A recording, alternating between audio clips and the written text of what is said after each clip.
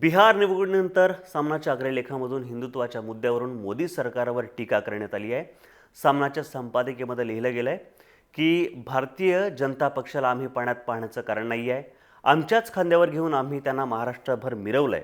शेवटी शिवसेना ही शिवसेना आहे। सत्तेच्या प्राणवायूवर शिवसेनेचा जिवंतपणा टिकून नाही आहे। शिवसेनेचा प्राणवायू महाराष्ट्राची अस्मिता, राष्ट्रभक्ती आणि हिंदुत्व आहे।